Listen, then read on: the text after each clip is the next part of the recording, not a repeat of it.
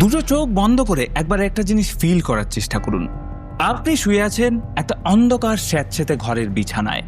আপনার সারা শরীর অবশ। আপনি ভেতর থেকে চিৎকার করে কাঁদতে চাইছেন, কিন্তু গলা দিয়ে কোনো আওয়াজ বেরোচ্ছে না।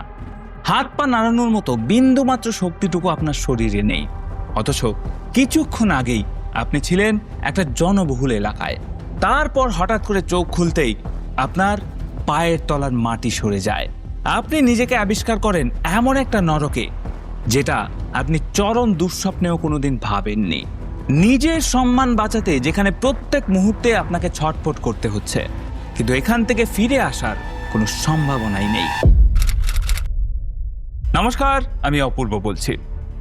এতদিন ধরে আমাদের এই চ্যানেলে আপনারা যতগুলো কেস শুনেছেন বা দেখেছেন, প্রত্যেকটা ভিডিওতে বা বেশিরভাগ ভিডিওতে আমি এটাই বলেছি যে নিজের কাছের মানুষেরা বা রক্তের সম্পর্কের মানুষেরাও কিভাবে বিশ্বাসঘাতকতা করে পিঠে ছুরি বসিয়েছে।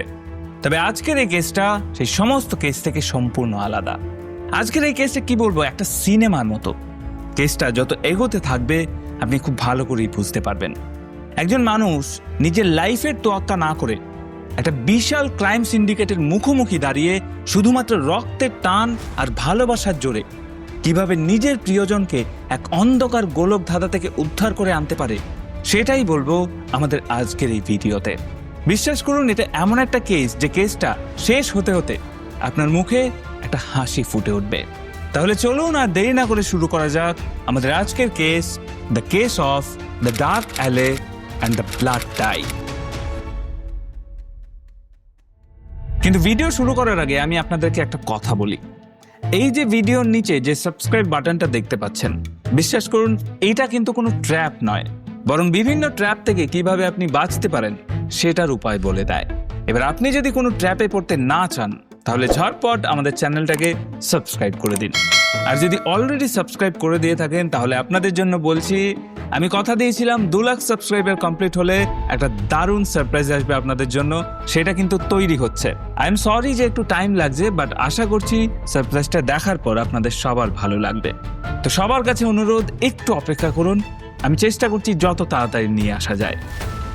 যাই হোক, চলুন ভিডিও শুরু করা যাক। আমাদের আজকের গল্পের শুরু 2019 সালে। আমাদের সবার প্রিয় এই শহর কলকাতায়। এখানেই অর্থাৎ কলকাতার একটা বড় মাল্টিন্যাশনাল কোম্পানিতে চাকরি করত দুটি মেয়ে। এদের মধ্যে একজনের নাম জ্যোৎস্না, আর অন্যজনের নাম আমরা বলতে পারবো না, তাই এই গল্পে আমরা তাকে রানী বলে ডাকবো। তো এই জ্যোৎস্না আর রানী কলকাতার একটা মাল্টিন্যাশনাল কোম্পানিতে চাকরি করে। মাস গেলে দুজনেই প্রায় 30 থেকে 35 হাজার টাকা স্যালারি পায়। আর এই টাকা দিয়ে কলকাতা শহরে তাদের দিনকাল বেশ ভালোই কেটে যায়। রানী আর জ্যোৎস্না শুধু একই অফিসে কাজ করে না, তারা একে অপরের জিগরি দোস্ত, মানে যাকে বলে একদম বেস্ট ফ্রেন্ড। অফিসের ভেতরে তো অবশ্যই, তাছাড়াও বাইরের দুনিয়াতেও তাদেরকে একসাথেই দেখা যায়। লাঞ্চের সময় হলে তারা নিজেদের টিফিন শেয়ার করে এক টেবিলে বসে।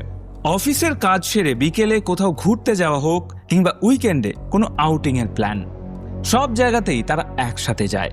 এবার তাদের মধ্যে এই বন্ডিং দেখে অফিসের বাকি কলিগরাও বেশ একটা হিংসে করে। সে করুককে, তাতে এই দুজনের মধ্যে কোনো লুকোচাপা নেই, কোনো জেলাসি নেই। সব সিক্রেট তারা নিজেদের মধ্যে শেয়ার করে। কিন্তু 2019 সালের মে মাসের শেষের দিকে হুট করে একটা ঘটনা ঘটে। একদিন জ্যোৎস্না অফিসে এসে রানীর সামনে ধপ করে বসে পড়ে। রানী তাকিয়ে দেখে জ্যোৎস্নার দুটো চোখ একদম লাল। সে ভীষণভাবে কান্নাকাটি করছে। রানী তো দেখে পুরো আকাশ থেকে পড়ে। সে রীতিমতো টেনশনে পড়ে যায়। সে জ্যোৎস্নাকে জিজ্ঞেস করে কি হয়েছে, কেন সে এইভাবে কাঁদছে। জ্যোৎস্না তখন চোখ মুছতে মুছতে রানীকে একটা বড় খবর দেয়। সে বলে দিল্লির একটা নামি অফিস থেকে তার কাছে একটা দারুণ জবের অফার এসছে, এবং সেই চাকরিতে স্যালারি শুনলে তার মাথা ঘুরে যাবে। প্রত্যেক মাসে 1 লক্ষ টাকা। এবার এত বড় অফার পেয়েও জ্যোৎস্না কেন কাঁদছে, রানী সেটা বুঝতে পারে না। জ্যোৎস্না তখন আসল প্রবলেমটা খুলে বলে। সে জানায় চাকরিটা দিল্লির মতো একটা দূর অচেনা শহরে। এদিকে জ্যোৎস্নার ফ্যামিলি অত্যন্ত কনজারভেটিভ। তারা কোনোভাবেই তাদের মেয়েকে একা একা অন্য রাজ্যে গিয়ে চাকরি করার পারমিশন দেবে না। জ্যোৎস্নার মা বাবা তাকে সাফ জানিয়ে দিয়েছে যত টাকাই দিক না কেন দিল্লি যাওয়া চলবে না। জ্যোৎস্না রানীকে আরো বলে এত বড় একটা সুযোগ তার লাইফে এলো, অথচ ফ্যামিলির জেদের জন্য সেটা হাতছাড়া হয়ে যাচ্ছে। এই কথা বলতে বলতে সে মানসিকভাবে একদম ভেঙে পড়ে। এদিকে প্রিয় বান্ধবীর এই অবস্থা দেখে রানীর মনটা খারাপ হয়ে যায়। সে জ্যোৎস্নাকে সান্ত্বনা দেওয়ার চেষ্টা করে, কিন্তু তার সাথে সাথে রানীর মাথার ভেতরেও ওই 1 লক্ষ টাকার স্যালারি এই শব্দটা ঘুরপাক খেতে থাকে। আসলে সেই সময় রানীর ফ্যামিলিতেও বেশ টাকার ক্রাইসিস চলছিল। তার নিজেরও একটা ভালো ইনকামের খুব দরকার ছিল। এবার রানী মনে মনে ভাবে এত টাকা স্যালারির একটা চাকরি সেটা হাতছাড়া করা একটা চরম বোকামি হবে। সে নিজের ফিনান্সিয়াল কন্ডিশন চেঞ্জ করার একটা দারুণ সুযোগ দেখতে পায় এবং এই রকম একটা পরিস্থিতিতে দাঁড়িয়ে সে নিজের ফিনান্সিয়াল কন্ডিশন চেঞ্জ করার একটা দারুণ সুযোগ দেখতে পায়। রানী তখন একটু ইতস্তত করে জ্যোৎস্নার দিকে তাকায়। সে বলে জ্যোৎস্নার ফ্যামিলি যখন তাকে দিল্লি যাওয়ার পারমিশন দিচ্ছে না, তাহলে ওই কোম্পানির অফারে জ্যোৎস্নার জায়গায় রানীকে ইন্টারভিউ দিতে পারে। জ্যোৎস্না এই কথা শুনে একটুও ভাবেনি। সে তক্ষুনি মুখের উপর বলে দেয় যে রানী তার জায়গায় আরামসে যেতে পারে, তার কোনো প্রবলেম নেই। এবং অন্যদিকে রানী নিজেও যথেষ্ট কোয়ালিফাইড। জাস্ট ভাবুন কি সুন্দর বন্ধুত্ব, একেই তো বন্ধুত্ব বলে। এদিকে বান্ধবীর কথা শুনে রানীর মনে এক নতুন আশা জাগে। রানী ভাবে এবার হয়তো তার ফ্যামিলির সব দুঃখ কষ্ট দূর হয়ে যাবে।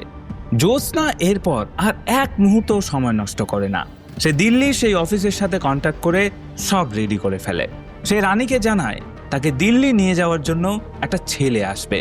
সেই ছেলেটাই রানীকে কলকাতার বাড়ি থেকে রিসিভ করে দিল্লির অফিসে পৌঁছে দেবে।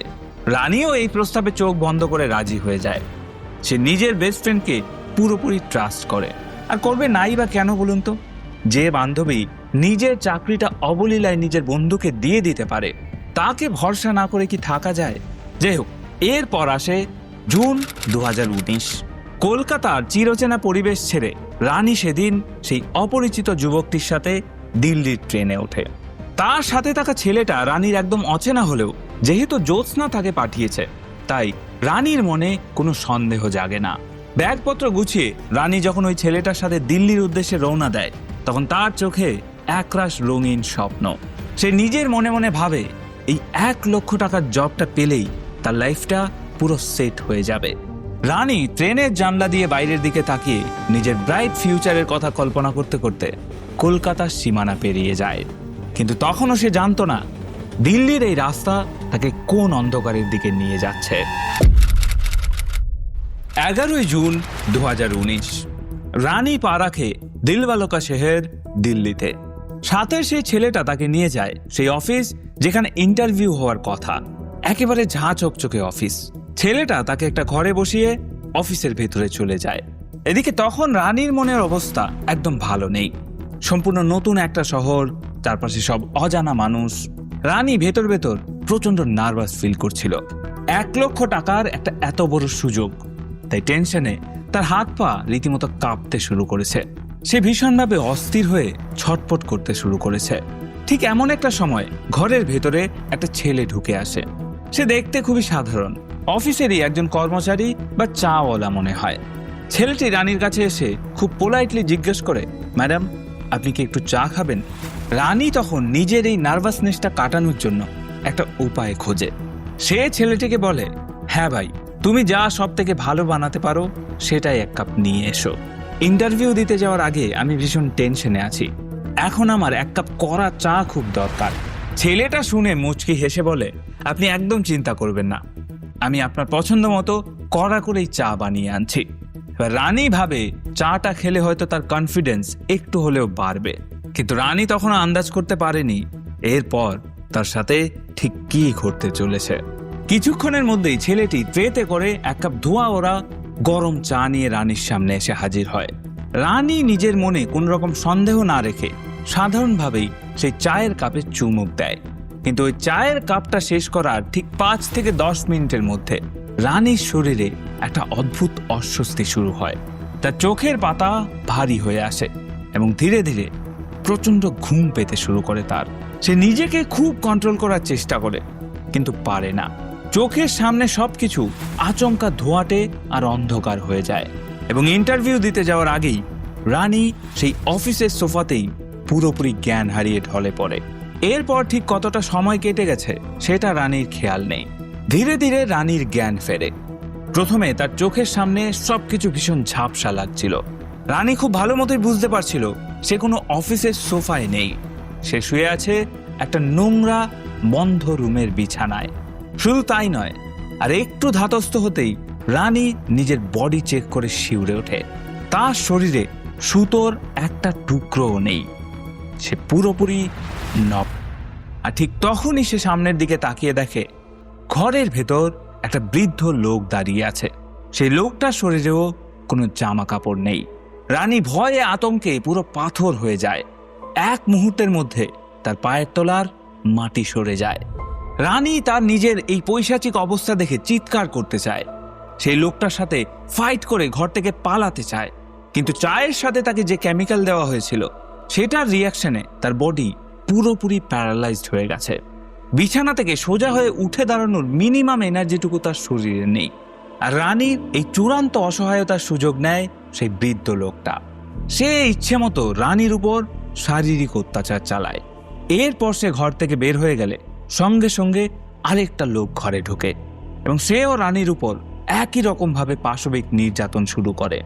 এবং ওই দ্বিতীয় লোকটা বেরিয়ে যাওয়ার পর তৃতীয় আরেকজন, এবং তৃতীয়র পর চতুর্থ, পঞ্চম, এবং এইভাবে করতে করতে একে একে প্রায় 15 থেকে 16 জন পুরুষ সেই অন্ধকার ঘরে ঢোকে আর একটা সুন্দর গোলাপ ফুলের একটা একটা করে পাপড়ি ছিঁড়ে তাকে পা দিয়ে পিষে দেয়।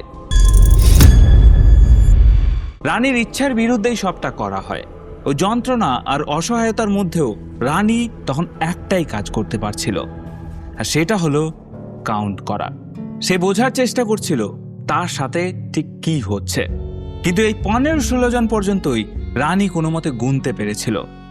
এরপর যন্ত্রণার লেভেল এতটাই হাই হয়ে যায় যে তার মানসিক ব্যালেন্স হারিয়ে ফেলে, এবং এরপর আর কতজন এসছে কতজন গেছে সেটা কাউন্ট করার ক্ষমতাও ছিল না রানীর। এবং গল্প কিন্তু এখানেও শেষ হয়নি। ওই যে বলে না, মেয়েদের প্রাণ কই মাছের মতো, রানীর ক্ষেত্রেও ব্যাপারটা ঠিক সেরকমই। এরপর আরো বেশ কিছুদিন এই নরককুণ্ডে ধারাবাহিকভাবে এই টর্চার সহ্য করতে করতে বেঁচে থাকে মেয়েটা। 24 ঘন্টা তাকে সেই কেমিক্যাল দিয়ে রাখা হয় যাতে সে কোনো রকম প্রতিরোধ না করতে পারে। যখনই ওই কেমিক্যালের এফেক্ট একটু কমে আসে, রানী উঠে বসা বা কান্না করার চেষ্টা করে, তখনই ওই কোঠার গুন্ডারা ঘরে ঢুকে তাকে নির্মমভাবে মারধর করতে থাকে।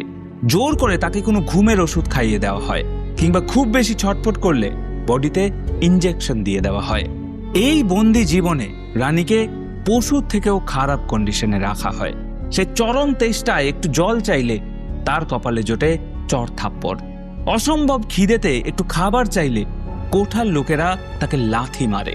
এমনকি নিজের বডিটা ঢাকার জন্য রানী যখন তাদের কাছে হাত জোর করে এক টুকরো কাপড় ভিক্ষা চায়, তখন তার কপালে জোটে আরো মারাত্মক টর্চার। তারা সব রকম চেষ্টা করে যাতে রানী কোনোভাবেই ওই ঘর থেকে বেরোতে না পারে। কোনো কাস্টমারের কাছে সে যেন তার আসল পরিচয় প্রকাশ করতে না পারে। বেচারা রানী তখন বুঝতেও পারেনি সেদিন তাকে কোনো বড় কোম্পানির কর্পোরেট অফিসে নিয়ে আসা হয়নি। তাকে আসলে খুব চালাকির সাথে পাচার করে দেওয়া হয়েছে দিল্লির সব থেকে কুখ্যাত রেড লাইট এরিয়া জিবি রোডের 68 নম্বর কোঠায়। সেখানে একজন অত্যন্ত নিষ্ঠুর মহিলার আন্ডারে রানীকে প্রায় 1.5 থেকে 2 মাস সম্পূর্ণ নগ্ন অবস্থায় ওই ঘরে বন্দি থাকতে হয়। কলকাতা সেই হাসি খুশি মেয়েটা হয়তো কোনোদিন তার লাইফে এইরকম একটা নরককুণ্ডের কথা স্বপ্নেও ইমাজিন করেনি, অথচ আজ সেটাই তার চরম বাস্তব। অন্যদিকে রানী দিল্লি যাওয়ার পর থেকে তার ফ্যামিলির পুরো কন্ট্যাক্ট বন্ধ হয়ে যায়। সে বেঁচে আছে নাকি মরে গেছে সেই খবরটুকু কেউ জানে না। দেখতে দেখতে প্রায় 1.5 থেকে 2 মাস কেটে যায়। তারপরেও রানীর কোনো খোঁজ খবর না পেয়ে তার ফ্যামিলি চরম টেনশনের মধ্যে দিন কাটাতে শুরু করে। অবশেষে কোনো উপায় না দেখে তারা চলে যায় কলকাতার লোকাল পুলিশ স্টেশনে। সেখানে রানীর নামে একটা মিসিং রিপোর্ট ফাইল করে, কিন্তু কপাল এতটাই খারাপ, পুলিশের তরফ থেকে রানীর কোনো ক্লু বা হদিশ কিছুই পাওয়া যায় না। যত দিন যায় রানীর বাবা মা আর ভাই ততই আশা হারাতে শুরু করে। তারা ভাবে তাদের আদরের মেয়ে রানীকে তারা হয়তো আর কোনোদিন দেখতে পাবে না। এদিকে জিবি রোডের 68 নম্বর কোঠায় রানীর বন্দি জীবনের সিনটা একটু অন্যরকম ছিল। রানী যেহেতু দেখতে বেশ সুন্দরী আর ইয়াং, তার উপর সে যথেষ্ট এডুকেটেড, তাই সেই কারণে কোঠার ম্যানেজার আর বাকিদের কাছে তার ডিমান্ড অনেক বেশি। অনেক কাস্টমার বেশি টাকা খরচ করতেও রেডি হয়ে যায় শুধুমাত্র রানীর ঘরে যাওয়ার জন্য। আর এই হাই ডিমান্ডের কারণেই কোঠার মালিকরা রানীর উপর সবসময় কড়া নজরদারি রাখতে শুরু করে। এক মুহূর্তের জন্য তাকে চোখের আড়াল করে না। তবে পাক্কা 2 মাস পর হঠাৎ একদিন রানীর লাইফে একটা বড় টার্নিং পয়েন্ট আসে। একদিন তার ঘরে একটা নতুন কাস্টমার আসে এবং ওই লোকটার সাথে কথা বলতে বলতে রানী নোটিস করে এই ছেলেটা অন্য কোনো জায়গার নয়, সে আসলে রানীর নিজের শহর অর্থাৎ আমাদের এই শহর কলকাতা থেকে এসছে। শুধু তাই নয়, ছেলেটি বাংলা ভাষায় কথা বলছে। এতদিন পর চেনা জায়গা আর নিজের ভাষার একজন মানুষ সামনে দেখে রানীর মনে একটা আশার আলো জেগে ওঠে। সে বাকি খদ্দেরদের থেকে এই ছেলেটার সাথে একটু বেশি ফ্রেন্ডলি বিহেভিয়ার করে আর একটু ভালোভাবে কথা বলতে শুরু করে। এবার ছেলেটিও রানীর বিহেভিয়ারে বেশ খুশি হয়। সে রেগুলার কাস্টমার হিসেবে 4 থেকে 5 বার শুধু রানীর ঘরেই আসে এবং এইভাবে বেশ কয়েকবার আসার পর রানীর মনে হয় এই লোকটাকে বিশ্বাস করা যায়। সে হয়তো বাকিদের মতো পুরোপুরি খারাপ মানুষ নয়। আর এটা ভেবেই একদিন রানী ওই ঘরের ভেতর ওই যুবকের পা জড়িয়ে ধরে কেঁদে ফেলে। সে কান্নাকাটি করতে করতে ছেলেটির কাছে হেল্প চায় এবং ছেলেটাও রানীকে হেল্প করতে রাজি হয়ে যায়। তখন রানী নিজের ভাইয়ের পার্সোনাল ফোন নম্বরটা ওই ছেলেটাকে দেয় এবং সে রিকোয়েস্ট করে, প্লিজ এটা আমার ভাইয়ের নাম্বার, আপনি এখান থেকে বের হয়ে আমার ভাইকে একটা ফোন করুন, তাকে বলুন আমি এই নরকে বন্দি আছি, সে যেন আমাকে এখান থেকে এসে বাঁচায়। রানীর এই কান্নাকাটি আর রিকোয়েস্ট শুনে ছেলেটি কিন্তু মনে মনে প্রচন্ড ভয় পেয়ে যায়, কারণ জিবি রোডের কোঠার মালিক আর ভেতরের ক্রাইম সিন্ডিকেট কতটা ডেঞ্জারাস সেটা সে খুব ভালো করেই জানে। সে রানীকে বারবার বলে, আমি যদি তোমার ভাইকে ফোন করি আর কোঠার লোকেরা কোনোভাবে সেটা জানতে পারে তবে ওরা আমাকে আস্ত রাখবে না, এতে আমার নিজের লাইফেরও বিশাল রিস্ক আছে। কিন্তু রানী হাল ছাড়ে না। সে ছেলেটির সামনে হাত জোর করে অনবরত কাঁদতে থাকে। সে বলে এই একটা ফোনই তাকে এই অন্ধকার দুনিয়া থেকে বের করতে পারে। এবং শেষ পর্যন্ত রানীর এই ছটফটানি দেখে ওই যুবকের মন গলে যায়। সে নিজের জীবনে ঝুঁকি নিয়ে রানীকে হেল্প করার জন্য রাজি হয়ে যায়। এরপর ছেলেটি রানীকে শান্ত করে কোঠা থেকে বেরিয়ে আসে। এবার কোঠা থেকে একবার বেরিয়ে যাওয়ার পর ওই ছেলেটি কিন্তু অনায়াসেই ওই কথাটা ভুলে যেতে পারত। রানীকে করা প্রমিস সে অনায়াসেই ফেলে দিতে পারত, কিন্তু ছেলেটি সেটা করেনি। সে তার প্রমিস রাখে।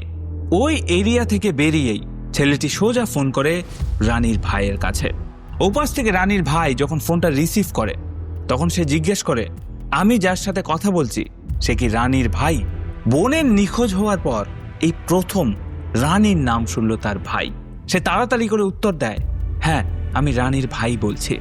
তখন ওই ছেলেটি রানীর ভাইকে স্পষ্ট করে জানিয়ে দেয়, আমি কে বা কোথা থেকে বলছি সেটা আমার সিকিউরিটির জন্য তোমাকে বলতে পারবো না, তবে শুধু এতটুকু নোট করে রাখো, তোমার বোন রানী দিল্লির জিবি রোডের 68 নম্বর কোঠায় বন্দি আছে। সে লাস্ট 2 মাস ধরে এখানেই ফেসে আছে। সে চায় তুমি যে কোনো উপায়ে এখানে এসে তাকে উদ্ধার করো। রানীর ভাই বারবার ছেলেটির নাম আর ডিটেলস জানতে চায়, কিন্তু সে নিজের লাইফের ভয়ের কথা বলে জলদি ফোনটা কেটে দেয়।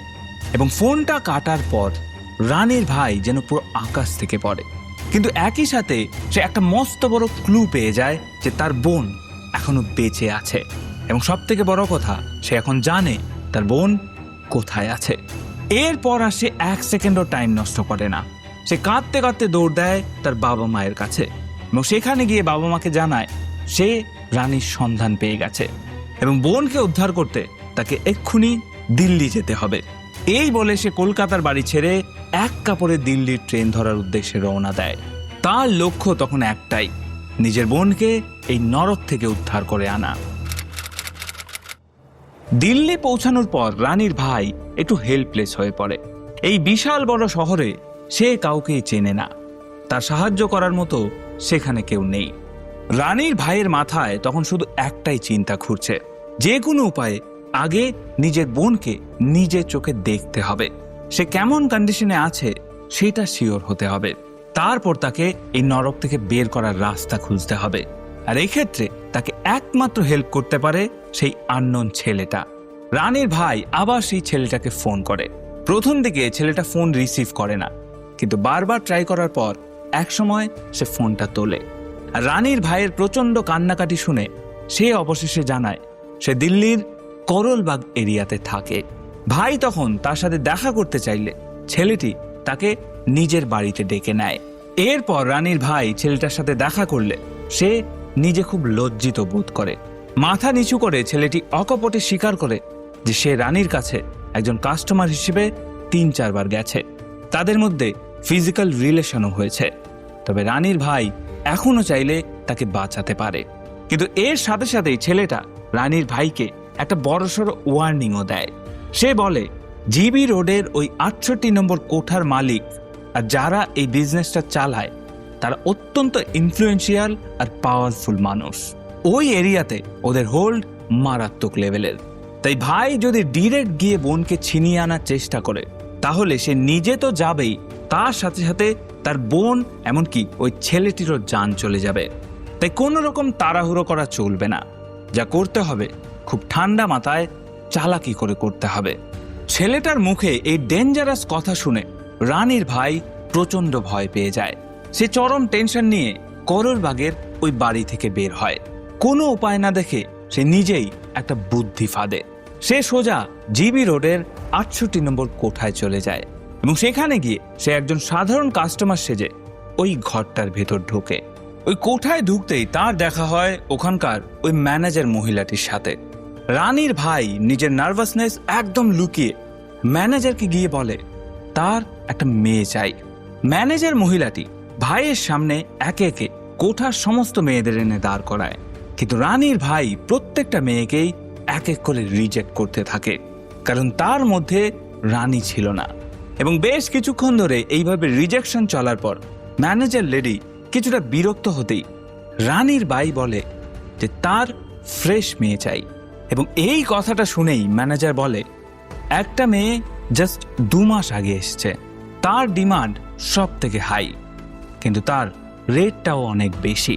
তাছাড়া সে এখন অন্য একটা কাস্টমারের সাথে ব্যস্ত আছে।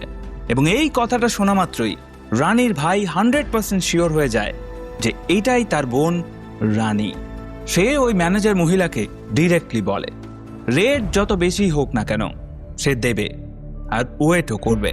আর টাকার লোভে ম্যানেজারও শেষমেশ রাজি হয়ে যায়। বেশ কিছুক্ষণ পর রানীর ঘরের দরজাটা খোলে এবং সেখান থেকে একটা কাস্টমার বাইরে বেরিয়ে যায় এবং তার ঠিক পেছন পেছন রানীও ওই ঘরটা থেকে বেরিয়ে আসে। রানী তখন মোটেই নর্মাল ছিল না, তখনও তার শরীরে সেই কেমিক্যালের এফেক্ট। কিন্তু তাও হঠাৎ করে নিজের আপন ভাইকে কোঠার বারান্দায় কাস্টমার হিসেবে দাঁড়িয়ে থাকতে দেখে সে চমকে ওঠে। লজ্জায় আর অপমানে সে ভেতর ভেতর পুরোপুরি কুঁকড়ে যায়। এমন একটা নোংরা জায়গায় নিজের ভাই বোনকে দেখছে, এর থেকে বড় দুর্ভাগ্য একটা ফ্যামিলির জন্য আর কি হতে পারে আমার জানা নেই। কিন্তু রানী পরিস্থিতি বুঝতে পেরে কোনো রকম চিৎকার চেঁচামেচি করে না, সে চুপচাপ দাঁড়িয়ে থাকে। ভাইও কোনো কথা বলে না, ম্যানেজারকে ক্যাশ টাকা চুকিয়ে দেয়। তারপর রানীকে নিয়ে সোজা চলে যায় ঘরের ভেতরে। ঘরে ঢোকার সাথে সাথেই 2 ভাই বোন একে অপরকে শক্ত করে জড়িয়ে ধরে কান্নায় ভেঙে পড়ে। কিন্তু তারা খুব ভালো করেই জানতো যে বাইরে ম্যানেজার ওত পেতে দাঁড়িয়ে আছে। সামান্য কান্নার আওয়াজ বাইরে গেলেই কোঠার লোকেরা বুঝে যাবে ডাল মে কুছ কালা হ্যায়। আর এটা যদি হয় তাহলে ওরা দুজনকেই ওখানেই শেষ করে দেবে। তাই ওরা দুজনেই একে অপরের মুখ হাত দিয়ে শক্ত করে চেপে ধরে এবং নিঃশব্দে কাঁদতে থাকে। চোখের জলে তখন 2 ভাই বোনের বুক ভেসে যায়। এবং বেশ কিছুক্ষণ ধরে এই কান্নাকাটি চলার পর একটু নর্মাল হয়ে রানী তার ভাইকে সেই দিনটার কথা খুলে বলে, যেদিন সে দিল্লি এসে পৌঁছেছিল। ইন্টারভিউয়ের ঠিক আগে সে কেবল 1 কাপ চা খেয়েছিল। তারপর থেকে আজ অবধি সে এখানে বন্দী। রানী কাঁদতে কাঁদতে তার ভাইকে বলে সে যে কোনো উপায়ে এই নরক থেকে মুক্তি চায়। ভাইও তখন বোনের মাথায় হাত রেখে প্রমিস করে সে নিজের জান দিয়ে হলেও তাকে এখান থেকে উদ্ধার করে বাড়ি ফিরিয়ে আনবে। ওই ঘরটার ভেতর 2 ভাই বোনের কথা বলার সময় যেন 1 নিমিষের মধ্যে কেটে যাচ্ছিল। হঠাৎ করেই বাইরে থেকে কোঠার গুন্ডারা দরজা ধাক্কাতে শুরু করে, কারণ যথারীতি টাইম শেষ। কিন্তু রানীর ভাই তখন বোনের সাথে আরো কিছুটা সময় কাটাতে চেয়েছিল। রানীকে এখান থেকে উদ্ধার করার জন্য একটা প্ল্যান করার দরকার ছিল। তখন ভাই ওই ঘর থেকে চড়া গলায় জবাব দেয় যে সে আরো বেশি সময় ভেতরে থাকবে, এর জন্য কোঠার নিয়ম অনুযায়ী সে ডাবল চার্জ দিতেও রাজি আছে। এবং এইভাবে বাড়তি টাকার লোভ দেখিয়ে সে কোঠার লোকেদের শান্ত করে। এরপর আরো বেশ খানিকটা সময় ধরে ভেতরে সমস্ত কথা শেষ করে সে বাইরে বেরিয়ে আসে। কিন্তু ওই কোঠা থেকে বের হয়ে দিল্লির ব্যস্ত রাস্তায় দাঁড়িয়ে রানীর ভাই তখন গভীর চিন্তায় মগ্ন। সে কোনো মতেই বুঝতে পারছিল না যে এবার তার ঠিক কী করা উচিত।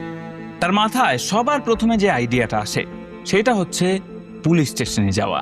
কিন্তু এইটা ভাবার কিছুক্ষণের মধ্যেই সে চরম আতঙ্কে শিউরে ওঠে। সে ভাবতে থাকে জিবি রোডের ওই প্রভাবশালী কোঠা মালিকদের সাথে যদি স্থানীয় পুলিশদের কোনো গোপন সেটিং থেকে থাকে তবে মহাবিপদ হতে পারে।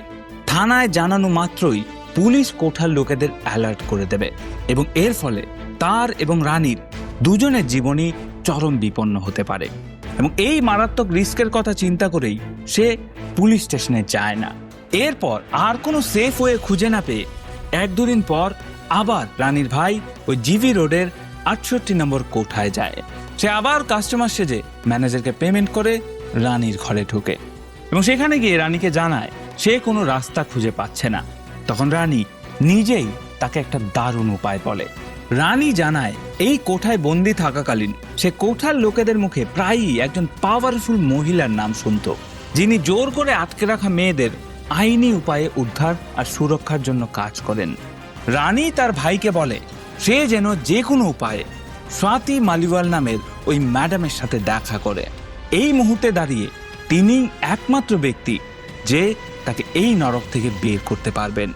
এবার বোনের দেওয়া এই ইনফরমেশনের উপর বেস করে রানীর ভাই এক বুক আশা নিয়ে কোঠা থেকে বের হয় এবং কোঠা থেকে বেরিয়ে সে সরাসরি চলে যায় DCW অর্থাৎ দিল্লি কমিশন ফর উইমেন অফিসে। সেখানে সে কমিশনের একজন অন্যতম অ্যাক্টিভ মেম্বার কিরণ নেগির সাথে দেখা করার সুযোগ পেয়ে যায়। রানীর ভাই কিরণ নেগির সামনে বসে কান্নায় ভেঙে পড়ে। সে শুরু থেকে শেষ পর্যন্ত সব সত্যি খুলে বলে। সে জানায় কিভাবে তার বোনকে কলকাতা থেকে 1 লক্ষ টাকা বেতনের চাকরির টোপ দিয়ে দিল্লিতে আনা হয়েছিল এবং তারপর চায়ের সাথে মাদক খাইয়ে জিবি রোডের 68 নম্বর কোঠায় বিক্রি করে দেওয়া হয়েছে। রানী যে গত 2 মাস ধরে ওখানেই বন্দী হয়ে আছে এবং ভাই নিজে কাস্টমার সেজে যে 2 বার বোনের সাথে দেখা করে এসছে, সেই সমস্ত কিছু শুনে কিরণ নেগি পুরো শকড হয়ে যান। কিরণ নেগি তখনই এই কেসের সিরিয়াসনেসটা বুঝতে পারেন এবং যেহেতু মেয়েটির আপন ভাই নিজে প্রমাণ হিসেবে সামনে বসা, সে নিজেই কোঠায় গিয়ে বোনকে দেখে এসছে, তাই এখানে সন্দেহের কোনো অবকাশ ছিল না। কিরণ নেগি তখনই ফোন লাগান দিল্লি মহিলা কমিশনের চেয়ারপারসন স্বাতি মালিওয়ালকে। তাকে পুরো ম্যাটারটা ডিটেলসে ইনফর্ম করেন এবং এই পুরো ঘটনাটা শোনার পর স্বাতি মালিওয়ালও 1 মুহূর্ত সময় নষ্ট করে না। তিনি তখনই সেন্ট্রাল ডিস্ট্রিক্টের ডিসিপি মনদীপ সিং রান্ধাভাকে ফোন করেন এবং ডিসিপিকে স্পষ্ট জানান যে জিবি রোডের 68 নম্বর কোঠায় একটি মেয়েকে সম্পূর্ণ জোরপূর্বক আটকে রাখা হয়েছে। তাকে রেস্কিউ করার জন্য ওখানে দ্রুত একটা বড়সড় রেড মারতে হবে। ডিসিপি মনদীপ সিং অত্যন্ত তৎপরতার সাথে একটা নিখুঁত মাস্টার প্ল্যান তৈরি করেন। তারা জানতেন পুলিশ বা কমিশন যদি সরাসরি হুট করে গিয়ে কোঠায় হানা দেয়, তবে মেইন গেটের পাহারাদাররা বা ম্যানেজাররা ভেতরকার গোপন রাস্তা দিয়ে রানীকে অন্য কোথাও গায়েব করে দেবে। তাই একটা পারফেক্ট অপারেশনের জন্য তারা অপেক্ষা করতে থাকে এবং অবশেষে একটা দিন ঠিক হয়, 9ই আগস্ট 2019। এই অপারেশনটার স্ট্র্যাটেজি কিন্তু খুব ইন্টারেস্টিং। প্ল্যান অনুযায়ী ঠিক হয় যে ওই রেডের দিন মানে 9ই আগস্ট রানীর ভাই আবারও একজন নর্মাল কাস্টমার সেজে ঠিক সময়ে 68 নম্বর কোঠায় রানীর ঘরে ঢুকবে। ভাই ওই ঘরের ভেতর ততক্ষণ পর্যন্ত পজিশন হোল্ড করবে যতক্ষণ না বাইরে ডিসিপি মনদীপ সিং আর স্বাতি মালিওয়াল পুরো ফোর্স নিয়ে কোঠার উপর আচমকা রেড চালাচ্ছে। ক্যালেন্ডারের পাতা উল্টে এবার আসে সেই ফাইনাল দিন 9ই আগস্ট 2019। মাস্টার প্ল্যান অনুযায়ী রানীর ভাই আরও একবার কাস্টমার সেজে দিল্লির জিবি রোডের ওই 68 নম্বর কোঠায় প্রবেশ করে। সে সোজা ম্যানেজারের কাছে যায়, তারপর পেমেন্ট চুকিয়ে রানীর ঘরে ঢুকে পড়ে। ভাইয়ের উদ্দেশ্য তখন একটাই, পুলিশ পৌঁছানোর আগে কোঠার লোকেরা যেন কোনো আঁচ না পায়। ঘরে ঢোকার পর ভাই রানীকে শক্ত করে জড়িয়ে ধরে এবং বলে আজ এই নরকে তার শেষ দিন। আজই সে সমস্ত টর্চার আর বন্দি দশা থেকে চিরকালের জন্য মুক্ত হয়ে যাবে, আর আজই ওরা নিজেদের বাড়িতে ফিরে যাবে। এই কথা শুনে রানীর চোখে তখন জলের বন্যা। দুই ভাই বোন তখন অধীর আগ্রহ নিয়ে ঘরের ভেতর বসে ওয়েট করতে থাকে। তাদের কান দুটো খাড়া হয়ে শুনছে কখন বাইরে পুলিশের গাড়ির সাইরেন বাজবে।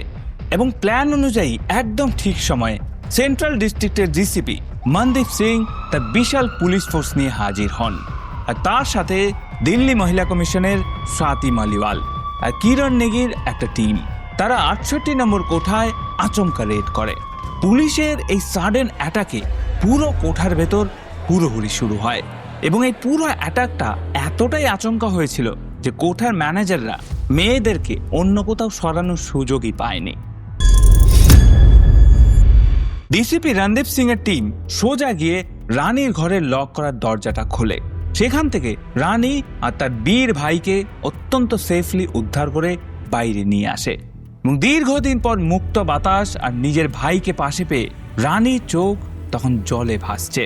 এই রেডের সময় পুলিশ ওই কোঠার কুখ্যাত নারী ম্যানেজারকে হাতে নাতে ধরে ফেলে। একই সাথে কোঠার ভেতরে থাকা আর এই হিউম্যান ট্রাফিকিং এর সাথে যুক্ত বাকি অপরাধীদেরও পুলিশ তৎক্ষণাৎ অ্যারেস্ট করে নেয়। এবং এই সাকসেসফুল অপারেশনের পর চারিদিকে রানীকে উদ্ধার করতে হেল্প করা কিরণ নেগি, স্বাতি মালিয়াল আর ডিসিপি মনদীপ সিং রান্ধাভা আর বিশেষ করে রানীর ভাইয়ের বুদ্ধিমত্তার বিশাল প্রশংসা হয়। এরপর পুলিশ কোঠার ম্যানেজার আর কর্মচারীদেরকে লকআপে নিয়ে কড়া জিজ্ঞাসাবাদ শুরু করে এবং সেখান থেকেই উঠে আসে এক ভয়ঙ্কর সত্য, এক ইন্টারন্যাশনাল হিউম্যান ট্রাফিকিং চক্রের আসল মাথাদের নাম। কিন্তু তদন্তে নেমে পুলিশ সব থেকে বড় যে ধাক্কাটা খায় সেটা হচ্ছে রানীর সেই বেস্ট ফ্রেন্ড জ্যোৎস্নাকে নিয়ে। জ্যোৎস্না দিল্লিতে কোনো চাকরি পায়নি। ওই 1 লক্ষ টাকা স্যালারি স্টোরিটা ছিল জ্যোৎস্নার সাজানো একটা চরম মিথ্যে নাটক। জ্যোৎস্না আসলে একটা বড় হিউম্যান ট্রাফিকিং গ্যাংয়ের হয়ে কাজ করে। সে টাকার লোভে নিজের সব থেকে ক্লোজ বান্ধবীকে দিল্লির এই মার্কেটে বিক্রি করে দিয়েছিল। রানীকে রেস্কিউ করার পর তার বয়ান আর দিল্লির কোঠা থেকে অ্যারেস্ট করা ম্যানেজারদের কনফেশনের উপর বেস করে দিল্লি পুলিশ কলকাতা পুলিশের সাথে কন্ট্যাক্ট করে। সাথে সাথে কলকাতার একটা স্পেশাল টিম কলকাতার সেই মাল্টিন্যাশনাল কোম্পানিতে হানা দেয় এবং সেই অফিস থেকে এই কেসের মূল মাস্টারমাইন্ড জ্যোৎস্না আর তার সেই মেল পার্টনারকে অ্যারেস্ট করে। এই ছেলেটাই রানীকে দিল্লি পৌঁছে দেওয়ার নাম করে নিয়ে এসেছিল। এরপর এই দুজনকে পাঠিয়ে দেওয়া হয় দিল্লিতে এবং সেখানে দিল্লিতে রিমান্ডে নিয়ে শুরু হয় জেরা। আর জেরায় জানা যায় এরা বেসিক্যালি কলকাতার এরকম হেল্পলেস আর সরল সাদাসিধে মেয়েদেরকে ভালো জবের টোপ দিয়ে দিল্লির জিবি রোডের বিভিন্ন কোঠায় মোটা টাকার বিনিময়ে বিক্রি করে দেয়। যেহেতু এই কেসটায় দিল্লি মহিলা কমিশন ডিরেক্টলি ইনভলভ ছিল আর ডিসিপি র্যাঙ্কের অফিসার নিজে রেড করে রানীকে উদ্ধার করে, তাই পুলিশ আদালতে অত্যন্ত স্ট্রং চার্জশিট ফাইল করে। মামলাটি দিল্লির ফাস্ট ট্র্যাক কোর্টে চালানো হয়। হিউম্যান ট্রাফিকিং আর জোরপূর্বক গণধর্ষণের মতো কঠিন ধারায় জ্যোৎস্না, তার সহযোগী যুবক আর কোঠা সেই মহিলা ম্যানেজার আর রানীর উপর টর্চার করা মূল খদ্দেরদের দীর্ঘমেয়াদী জেল আর কঠোর সাজার নির্দেশ দেয় এবং কোর্টের সমস্ত আইনি প্রসেস আর বয়ান শেষ হওয়ার পর রানীকে তার ভাই আর বাবা মায়ের কাছে ফিরিয়ে দেওয়া হয়। তবে এত দীর্ঘ সময় ধরে চলা অমানসিক ফিজিক্যাল আর মেন্টাল টর্চারের কারণে রানী মারাত্মকভাবে পোস্ট ট্রমাটিক স্ট্রেস ডিসঅর্ডার বা পিটিএসডিতে ভুগছিল। দিল্লি মহিলা কমিশন আর কলকাতা পুলিশের হেল্পে তাকে দীর্ঘদিন ধরে মেন্টাল কাউন্সিলিং দেওয়া হয়। বর্তমানে রানী তার ফ্যামিলির সাথে কলকাতায় সম্পূর্ণ একটা নতুন আর সুরক্ষিত পরিবেশে থাকে এবং রানী এখন ধীরে ধীরে নিজের নর্মাল লাইফে ফেরার চেষ্টা করছে। কি বলেছিলাম, এই কেসটা শেষ হবার পর আপনার মুখে একটা হাসি ফুটে উঠবে। আজকের এই কেসটা আমাদেরকে শেখায় লাইফে যত বড় অফারই আসুক না কেন, চোখ বন্ধ করে কাউকে বিশ্বাস করা উচিত নয়। কারণ যাকে তুমি নিজের সব থেকে কাছের মানুষ ভাবছো সেই হয়তো তোমার লাইফটা ধ্বংস করার ফাঁদ পাচ্ছে। তবে এই ডার্ক গল্পটার সব থেকে ব্রাইট পার্ট হচ্ছে এক ভাইয়ের তার বোনের প্রতি ভালোবাসা আর জেদ। যেখানে পুলিশ হাল ছেড়ে দিয়েছিল, সেখানে এক সাধারণ ভাই নিজের লাইফের তোয়াক্কা না করে এক বিশাল অপরাধ সাম্রাজ্যের মুখে দাঁড়িয়ে নিজের বোনকে ছিনিয়ে এনেছিল। এই ভাই প্রমাণ করে দিয়েছে যে রক্তের টান আর ভালোবাসার জোর থাকলে যে কোনো নরক থেকে আপন মানুষকে ফিরিয়ে আনা যায়। আপনারাই বলুন, যায় না? যাই হোক, এই ভিডিওটা এখানে শেষ করছি। এই কেসটা আপনাদের কেমন লাগলো আমাকে অবশ্যই কমেন্ট করে জানাবেন। বিশ্বাস করুন, এই কেসটা বলতে গিয়ে আমার নিজেরই গায়ের লোম খাড়া হয়ে যাচ্ছে। একটা অদ্ভুত মনে হচ্ছে, মানে সিনেমার মতো একটা গল্প। যাই হোক, এই কেসটা নিয়ে আপনাদের মতামত অবশ্যই জানাবেন কমেন্ট করে। আমি অপেক্ষা করে থাকবো আপনাদের কমেন্ট পড়ার জন্য। আর ভিডিওটা এখানে শেষ করছি। দেখা হচ্ছে অন্য কোনো ভিডিওতে। ততক্ষণ অবধি ভালো থাকবেন, সুস্থ থাকবেন এবং যে কোনো চেনা অচেনা কাছের মানুষ দূরের মানুষ সব রকম মানুষের থেকে সাবধানে থাকবেন।